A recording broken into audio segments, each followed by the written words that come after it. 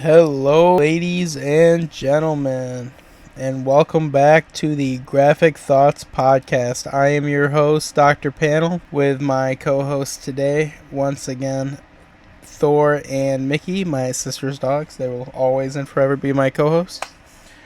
Sorry if you can hear the fan in the background, it's a bit hot in here today, so have that going. I am trying to speak a little louder to try to get that out of so it doesn't cut me out. This week's episode is obviously today's episode is a manga episode, and I promised last week that it was going to be the fourth, fifth, and sixth book of Bleach. Obviously, with the things that came up, like I explained a couple episodes ago, we weren't able to do that, and the heavy metal episode came out instead. So this week's episode will be the fourth, fifth, and sixth book of Bleach. I really enjoyed the first, second, and third book that I did. I really enjoyed the breakdown. You guys seem to really enjoy it too, so I'm excited to jump right into it. I hope you guys enjoyed the heavy metal one as much as you enjoyed this one. That one was absolutely my favorite. But I cannot wait to get into this. Bleach is a really, really, really good story, and it's some really, really good characters. And I actually just finished reading 4, 5, and 6 of Bleach probably before I did the original recording, which was last week. I finished it maybe 2 days before I started recording it. So it was very, very fresh in my mind when I started it. Obviously, it's not as fresh in my mind now, or for now and for this recording, but I still know what's going on, and it's a very, very good story, so I'm excited to jump right in, and let's go. Alright. I know this episode is coming out late. This episode will be coming out on Saturday instead of Friday. My only excuse for that is my mom is in town, so I'm a little distracted and a little busy. But to apologize for one, this episode's being late, and then for two, for the Bleach episode I was supposed to do last week not being able to be done till this week, I'm going to give you a bonus episode, not the bonus episode, not the Tarzan one, but today, on Saturday, we are going to be dropping the Bleach episode, books 4, 5, and 6, and then Sunday we will be dropping book 4, 5, and 6 of Full Metal Alchemist, and then Monday we will be dropping the next comic book episode, and then back onto our normal programming. Just want to give you guys a little bit extra as a thank you for all the support and not being too annoyed or angry that one episode got taken out. Especially since on YouTube, that seems to be our most popular video so far. So I'm excited to get the next one out and excited to get that up for you guys. I know I said in the last episode that everything will be back on schedule and everything, but obviously I didn't. My mom came up to surprise my sister, so I didn't expect her to be here. It was kind of a surprise thing. So I wasn't able to get much done last night. But everything will be up tonight. You're hearing this on Saturday, or this is when it's dropping on Saturday. So we will do the first book of Bleach, or the fourth, fifth, and sixth book of Bleach today. Sunday will be the fourth, fifth, and sixth book of Full Metal Alchemist, and then Sunday will be the comic book episode. And I cannot wait to jump right in, so let's get going right into that. Alrighty, so another weird thing that happened here. I'm realizing this now. This part's obviously recorded after the original part. I'm realizing that when I recorded the first 3 books, obviously I planned on doing this one right after, and then my file got deleted. It seems that the fourth book got mixed in with the notes from my fourth book got mixed in with the notes to the first 3, because I was listening back to the audio for the first 3 books, and I talked a lot about the fourth book in it. So for this, I'm kind of just going to give a quick summary of what happens in the fourth book, just to go back over it, but obviously we already talked about it, and then I'll jump into the 5th book and break that down. And then the 6th, and then because of the complication, obviously, with episodes being a little bit later and then being weird, there's a bonus episode. Today is obviously Saturday, I think, Sunday when this episode is coming out, and Sunday when, I believe it's, so Sunday, the Bleach episode, and then the 3 books, the fourth, fifth, and sixth book of Full Metal Alchemist should be out, and then on Monday, the comic book episode will be out that I'm not going to spoil yet, so we'll get into both of those. Obviously, you'll get those, but In the 4th, 5th, and 6th of Full Metal will be a bonus episode. It's not going to be included in the other two. That's just kind of my apology for the couple episodes being late the last couple of weeks, and then obviously the latest episode being late before the comic episode. So in the comic episode, we'll be coming out a tiny bit later in the morning. It is still going to be out by like 12 a.m. on Monday morning, but it's definitely still going to be a little bit later than 8. But let's jump right into a quick little breakdown of Volume 4 and then jump into Volume 5. Volume 4, we are introduced to Yoro Ishida, who is introduced as Quincy who hunts hollows and hates Soul Reapers. He challenges Ishigo Kurosaki to see who can defeat more hollows. Yoru uses bait that accidentally attracts a huge number of hollows to town. Ishigo and Yoru are forced to team up to survive the fight of waves of enemies. They fight off waves of enemies and begin to respect each other. A much bigger threat appears, showing off that the world is far more dangerous than before. Minos Grande is the threat that appears. I couldn't seem to figure out if I cut notes, like stuff that happened in the first 3 books out to put stuff from the 4th book in. I couldn't seem to find anything that was completely missing, so I'm not too worried about that part of it. But I didn't want to take a whole fucking 15 to 20 minute section of this audio over something we already talked about. So that leads us to Volume 5. This is a pretty big turning point. It shifts from small and emotional stories to major character power awakenings and personal revenge for a couple characters. 2 very huge things happen in this volume. Chad awakens his power, and Ishigo confronts the hollow tied to his mother's death. Ishigo Kurosaki and Yoru Ishida have survived the massive hollow attack. Their rivalry has cooled into mutual respect, but the spiritual activity in town is still unstable. The world is getting much more dangerous than it was previously. Chad's power awakens. Chad protects a young girl from a hollow under pressure. His arm transforms into a powerful armored limb, right arm of a giant. This is pretty important because Chad, obviously, he gains his own unique special spiritual power, one that no one else has. And then for one, this is also the first time that we've seen a character that's not a Soul Reaper or not main part, like already shown to have abilities, like come up with an ability and it awaken, for lack of a better term. Almost a mutation. Kind of like an X gene, almost, if you want to relate back to something that you know better. At least that I know better. But this changes him from just a strong human to a more of a real fighter and much more prevalent in the story.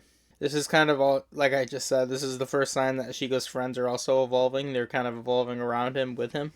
Shortly after this, we learn a bit about Chad's backstory. Chad was raised by his grandfather. He was taught to use strength to protect, not harm. His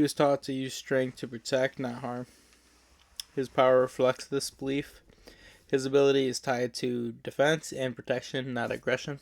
Obviously, goes along with what we learn here, but it also goes along with the character that they've been developing throughout the first 3 books. He's very much a character that is less about fighting and more about protecting and making sure people are okay, and making sure anything he can do to help people. They've shown that very much to be his character so far. For him to get this ability and then us learn about his backstory that kind of led to that being his character, it's pretty freaking cool. It's a very good characterization that they didn't necessarily have to do because Chad is a side character. But obviously he becomes more important, and you can see that they plan on him becoming more important. But as of this point, he's just kind of a side guy. A bigger side character, but still. There's kind of another thing I like about manga in general. Obviously in comic books and stuff like that, they do it too, but manga does a really good job at keeping the side characters interesting. Some better than others, but for the majority, you get invested with the side characters and the side plots and the characters that aren't just the main characters as much, if not sometimes a little bit more than the main character in a lot of these stories, which I think is really, really cool. Like in Full Metal Alchemist, my favorite character is Winry. I just think she's so fucking funny and so relatable. But other stories obviously do a very, very good job and a very similar job doing it too. This leads us directly into the main thread of the story. A powerful hollow named the Grand Fisher appears. He matters because he's the hollow that is responsible for Ishigo's mother's death. Grand Fisher's ability is very much psychological horror. He uses bait that takes the form of someone you love, tricks the victim into emotionally letting go before attacking. The key moment is it appears as Ishiko's mother to manipulate him. Obviously, this doesn't end up working in the end, but this is a very powerful scene.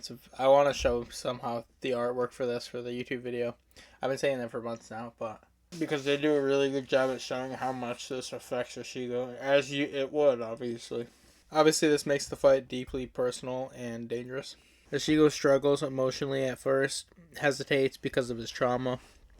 He gets injured due to this hesitation, which leaves the Grand Fisher in a much better spot. Obviously, he was more powerful in the beginning, so he was already in a good spot, but he's even more now.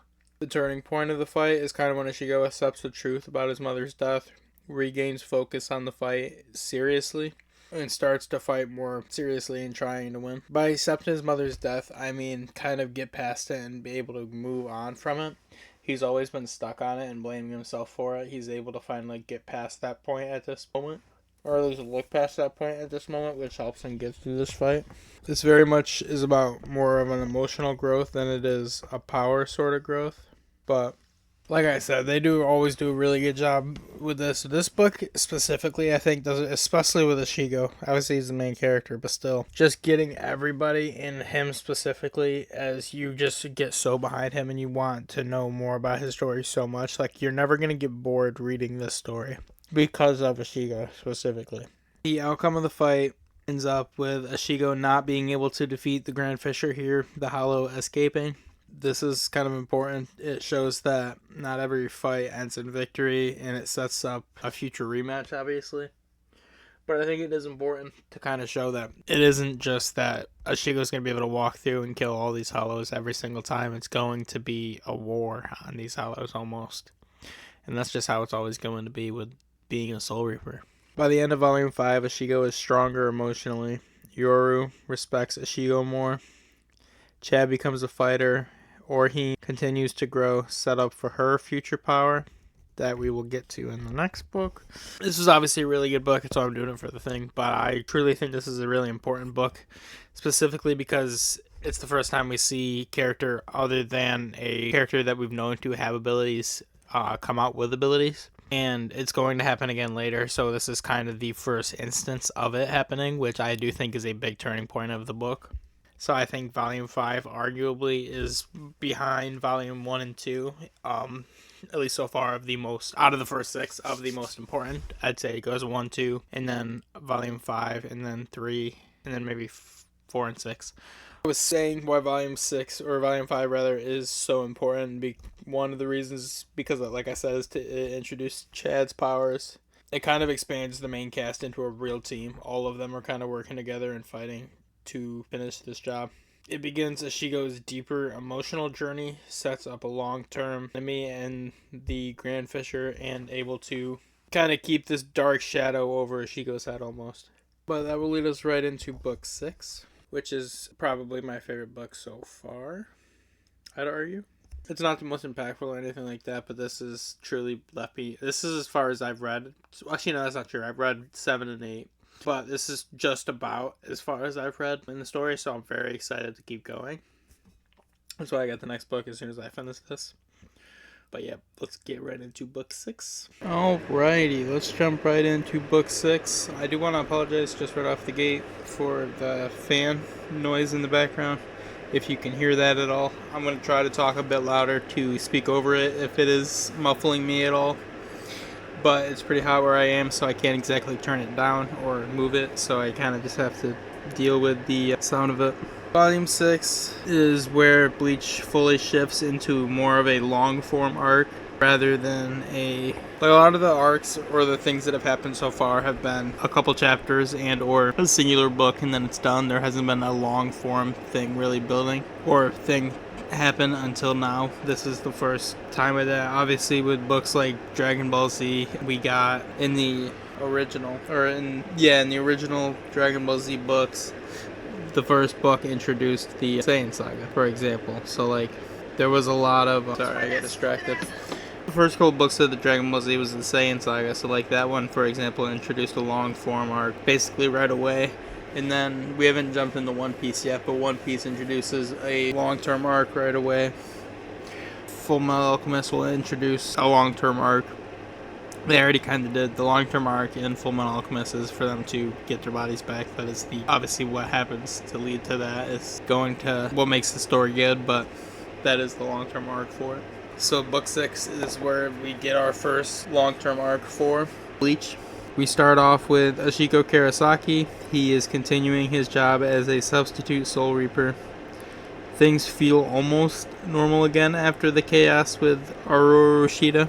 I think this is calm and relaxing feeling is very intentional. It's kind of a symbolism of a calm before the storm kind of situation, especially with what's going to happen next.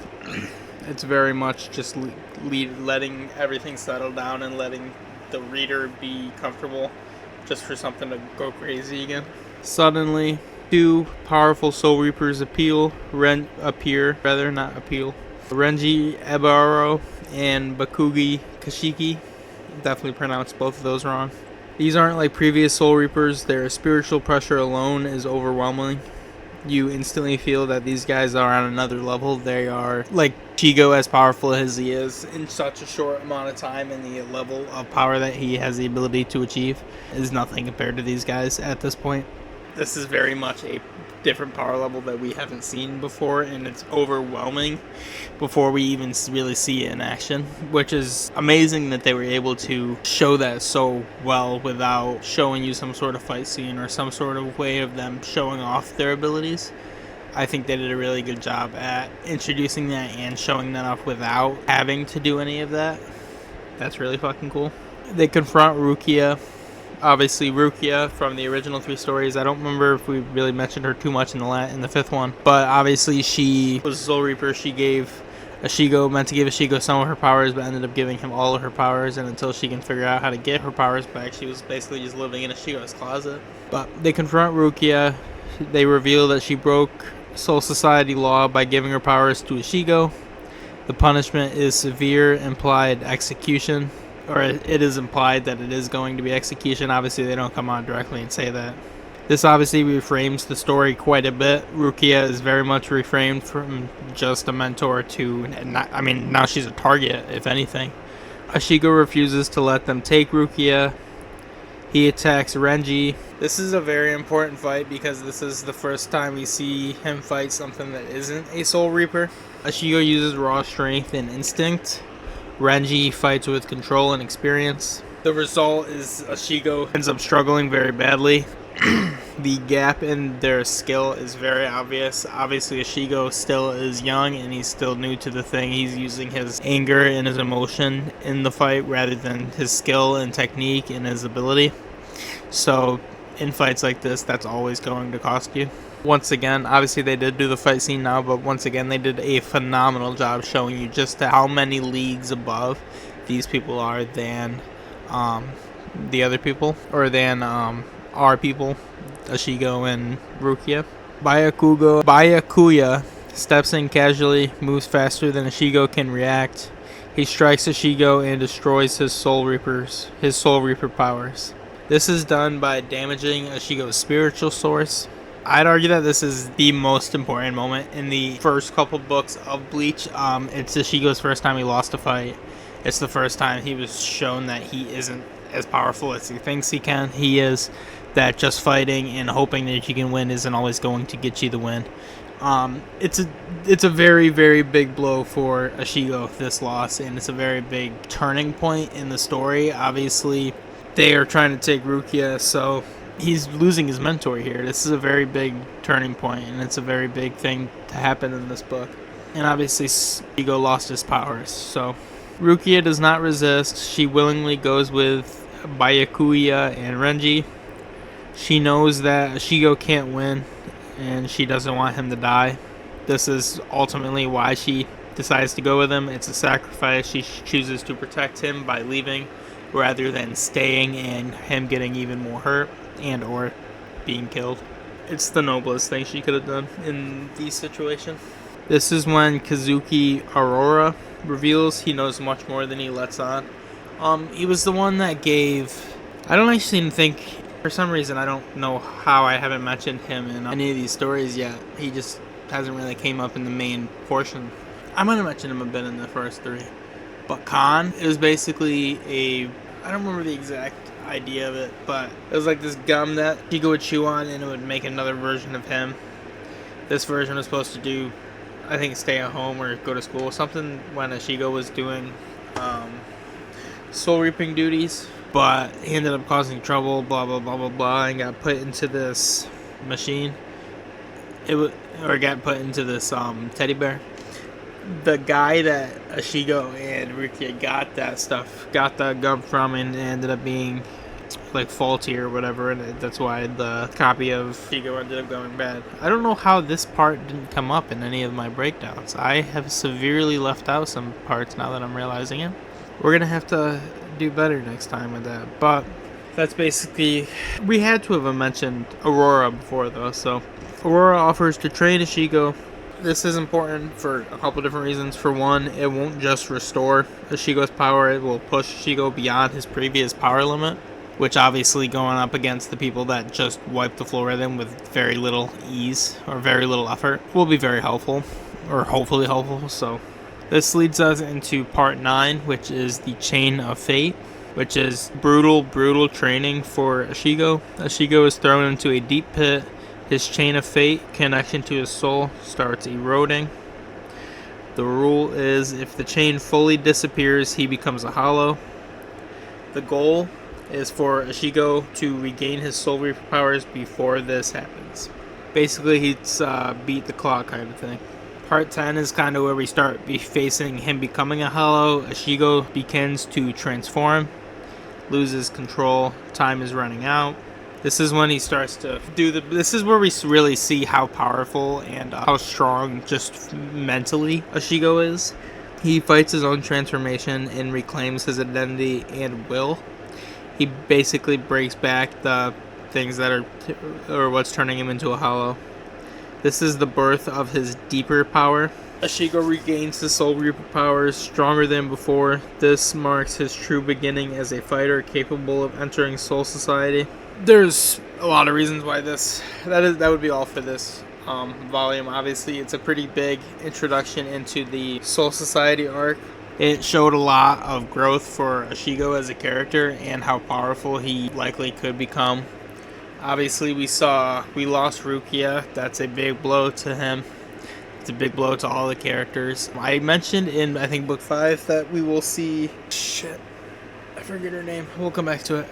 But this was a really, really good book. I was on the edge of my seat going into this book, and then a lot of the shit that happened in this book kind of knocked me on my ass, so I was like, what the fuck? But this book is very fucking important. It starts the Soul Society arc. It introduces new characters, and Byakuya and Renji definitely still fucking those up. Like I said earlier, it gives Ishigo his first defeat. Not his last, but his first ever one, and obviously it's very crushing and haunting for him. This begins his most important training, the training under Gororu. This sets up the rescue mission for Aruka, obviously, later on. Obviously, this is another cliffhanger. We're not doing the next couple books of Bleach for a little bit, but I do like that. And it was a cliffhanger for me. I did get the next book shortly afterwards, and I think I read 7 and maybe a quarter of 8. So I still don't really know where the story's going either, and I'm excited to jump into it. They've done such a good job with the characters, making all the characters matter, making them all seem important, making them all seem like they should be in the story. Oh god, they've just done such a good job with this story. This is by far probably my second to third favorite manga. This is one, maybe not this episode specifically, just because it's been a bit of an annoyance. But the first Bleach episode was really enjoyable to do. I did enjoy this episode when I actually sat down to do it, but all of the bullshit leading up to it, recording it, and then it getting deleted, and then about to start recording again, and then realizing that I did part of 4 in the first episode kind of fucked me up, and now I'm realizing. That also had me realizing that everything was going to be late, and then I decided I was going to throw the bonus episode in there also. And then I also decided at the end of this, I should mention this now, we're doing a little surprise. I wasn't really sure how to do this book, or what episode I should do it in. I think obviously, you'll see why in a minute, but it obviously would fit the best in a One Piece episode breakdown of one of their books. but I don't actually know when we're going to get to One Piece. That's probably not going to be for a while. Or for the next couple weeks, it's going to be full metal, and then I have a couple ideas already in line right after that. And this happens to me a lot, actually. I recently reread, which is the book that we're going to be breaking down in this episode in a minute here. Now that we just finished the Bleach book, is Wanted. It is an early work by the creator of One Piece, Oda. It was created before One Piece. It is a collection of a couple different stories. Each story is separate, but you can see the ideas and themes that later evolve into the main work of One Piece. It is just one book, so that's why I didn't know. Obviously, I can't. It's too short to do for its own episode. But given that I don't know when I'm going to do One Piece, and given that I just reread it and loved it just even more than I did the original time I read it, I wanted to do it. So I figured, as another apology for these episodes lately being late, because all these episodes are coming out on Monday now that I've decided. It's going to be, I know I've changed it like 3 times in this episode recording length so far, but it is going to be all coming out Monday. It will be Full Metal episode, bonus episode. It will be 4, 5, and 6 of Bleach. It will be, 5 and 6 technically. And then it will be the comic book episode, and this will be at the end of the Bleach episode. So be ready for that. Obviously, you're hearing this in the middle of the Bleach episode, so this is kind of just telling you about the other episodes that are coming out at the same time. But I'm excited to jump right into this. This is one of my most anticipated ones, mainly because it's a kind of a weird one. Obviously, with a lot of these mangas, I'm going to just be going through the story book by book by book. This is kind of a cool one that has a character from a story that we haven't done yet, but we are going to do, that just doesn't really have anything to do with the actual story. So it is kind of cool. And it actually kind of changes some stuff if you actually look at... There are some differences with the character of... Because Luffy, that's one spoiler. Luffy is one of the stories is about Luffy in this book of stories. And a lot of his characterizations change. It's still the same basic character, but a lot of different things change that aren't as noticeable if you haven't really read it. But given I was jumping into the original One Piece and had read probably the first 6 books at the time that I read this originally, I picked up on a lot of them really quickly, and I was like, oh, that's kind of fucking cool. So without further ado, let's get right into Wanted by Oda, the prequel series to One Piece. Alright, so jumping right into Wanted, we are going to jump into the first story. The first story is about Gil Baster. Gil is basically a gunslinger. He isn't just a gunslinger, he is a man haunted by his past. Literally, there's a ghost that follows him around.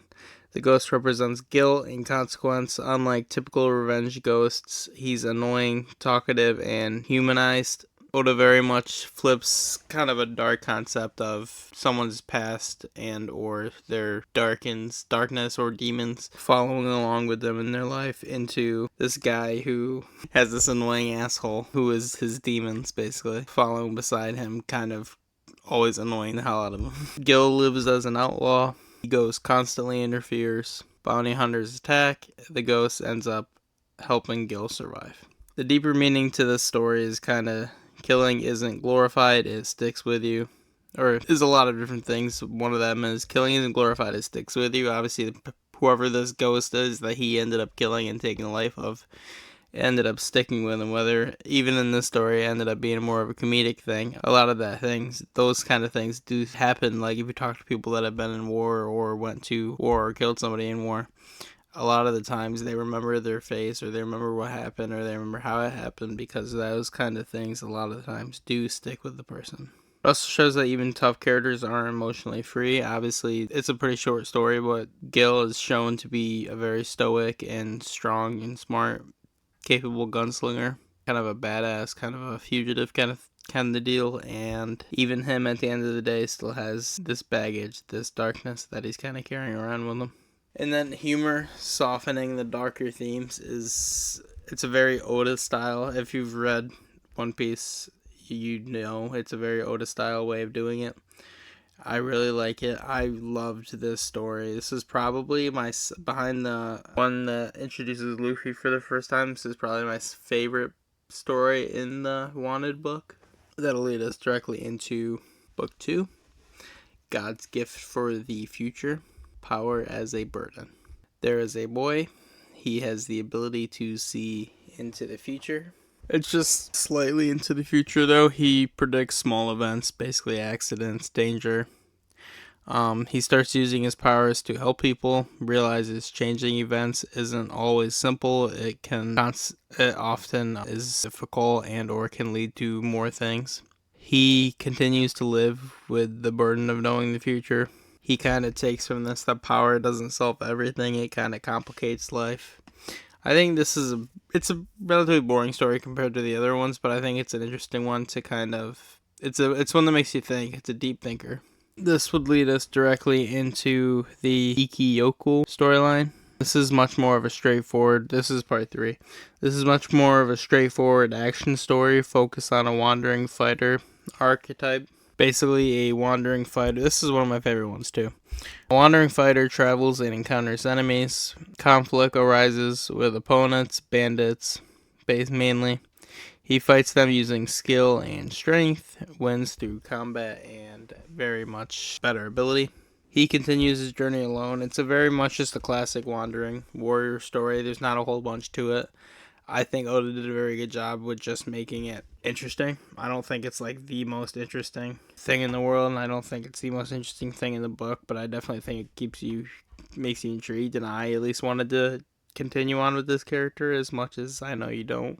This will lead us to part 4, which is Monsters. Ryuma's story. Ryuma is a calm, confident swordsman. That's just kind of what he is. He doesn't have a whole bunch of character development either. None of these characters really get the most character development. The Gunslinger and Luffy are definitely the best out of all of these. But a town is terrified by a dragon. A man claims he is a legendary dragon slayer. The hero, legendary dragon slayer, ends up being exposed as a fraud. Chaos breaks out involving the dragon. Ryuma steps in calmly. He fights and kills the dragon in one decisive strike. Ryuma leaves quietly without seeking fame. The real hero was never the loud one. Obviously, this shows... I think it's really freaking cool that they kind of do this in a whole bunch of stories, but even in real life, if you really think about it, it's never the people that are bragging about how good they are or something, or how interesting they are, or anything of that nature that are the best or the coolest people or anything like that. It's always the quieter ones, or the people that are kind of just let their work speak for them, that are always the best at doing whatever it is. So that's a cool one to kind of just think about, because it very much relates to so many things that happen all the time in life, in like real life. So. And that is going to lead us into part 5, which is obviously the best part and my favorite part. And the reason I wanted to read this story entirely. Obviously, part 5 is Luffy's part, a prototype for One Piece. A young pirate, an early version of Luffy, sets out to sea. He declares his dream to be a great pirate. He meets allies along the way, faces enemy pirates, uses his abilities and determination to win, continues his journey toward becoming a great pirate. This kind of sets up the adventure and formula that becomes One Piece in the future. Obviously, I mentioned earlier, I did want to point these out a bit more directly. There are some differences between Luffy in the original and One Piece and Luffy in the Wanted. Obviously, I guess that's more original since that came out first, but in Romance Dawn, which is the Luffy story in Wanted, Monkey D. Luffy is a bit more serious and straightforward, still values freedom, but is a lot less goofy. In One Piece, Monkey D. Luffy is goofy, reckless, and unpredictable, more emotionally expressive, and is very much a stronger personality overall. It made Luffy more unique and fun later than in the original. In Romance Dawn, pirates are split into Peace, Main, which is good pirates, and Morgania, which is bad pirates. Obviously, I didn't get too far into that. We're just breaking down the main story threads of these stories. It's more clearly defined, almost like good versus evil. In One Piece, it's pirates are morally complex. Some are heroes, some are villains, some are in between. Much more realistic and a layered world. This is also how you build a world. You can't just have everybody be a hero or a villain. Obviously, Marvel's done this, DC's done this. They have anti-heroes, all these other characters that wouldn't necessarily fit into either genre specifically. So these kind of things do happen all the time. In Romance Dawn, it is a much smaller world, a simpler world. It has fewer rules and systems. Obviously, we saw a lot less of it, but from what we saw of it, and its focus is just on adventure rather than anything else. In One Piece, there is a massive detailed world. Obviously, we saw a whole bunch more of it, but still. Government, Marines, world government. There's Devil Fruits, Grand Line, complex history and politics. It expands basically just on everything that he's put in this. He kind of just expands on everything times 10 or times 20, if you can, in some cases, if you would. In Romance Dawn, the story is very, obviously it's a short story, but it's short, self-contained story, simple conflict, quick resolution. In One Piece, it is a long arc with multiple villains, character backstories, emotional stakes, and ongoing plot lines. Much deeper storytelling, obviously. But I don't necessarily think that's a real, fair, comparison in, for bad or good in any way, just because one is obviously a long-term story and one is just a short. It's not like one was supposed to be either other, or one is, you know what I mean? They're not the same kind of media, so you can't necessarily compare them the same exact way, but supporting characters for both in Romance Dawn, basic side characters, they're not deeply developed. I don't remember if they're name dropped. In One Piece, obviously, we have Roronoa, Zoro, and then we have Nami, and then obviously we get a bunch more later, or a couple more later on, but those are the main two in the beginning. And the crew very much becomes the heart of the story as you kind of get deeper into it. Zoro is my favorite. I call him Zolo because that is in the original books. That is his name. I don't know how I was told it was from the going over to the anime is when the mispronunciation took like a stronghold and everyone started calling him Zoro. But that doesn't make any sense to me. If you go back and read the actual books, it's Zolo. And we already have a character named Zoro, and I fucking love Zoro. So I don't, even though technically, apparently, this is an homage to the original Zoro also, I don't think it's necessary to actually name him Zoro, though. He could just be a great swordsman called Zolo. Also, I think, if I say this correctly, which I'm probably not, Roronoa Zolo sounds better than Zoro. But I could be. I've argued with my buddy on this all the time. I'm definitely the minority on that. But like I said earlier, Romance Dawn, much more straightforward adventure, less humor. One Piece is very, very comedic. There's a lot of emotion. There's a lot of action, a lot of tragedy.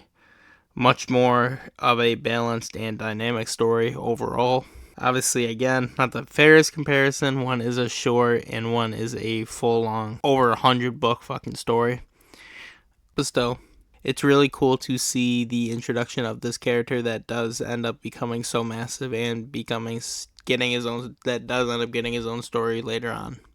So that was really, really cool to jump into. Oda is a really, really good author. I also have read One Piece. Like I said, we're not going to be jumping into that for a while.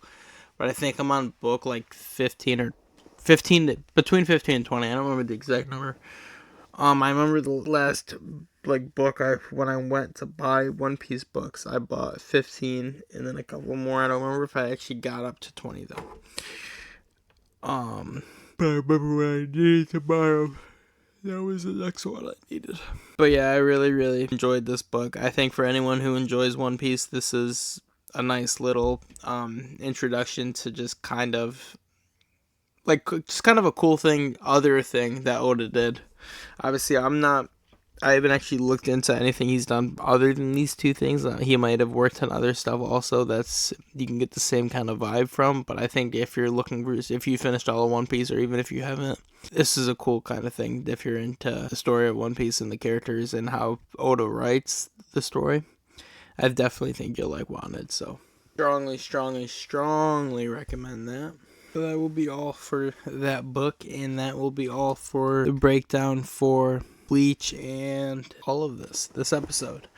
I appreciate everybody who has been supporting and will continue to support the channel, and anyone who joins. We've been growing at a pretty decent rate, and I'm very, very, very thankful for everybody who's listening, so couldn't possibly thank you guys enough.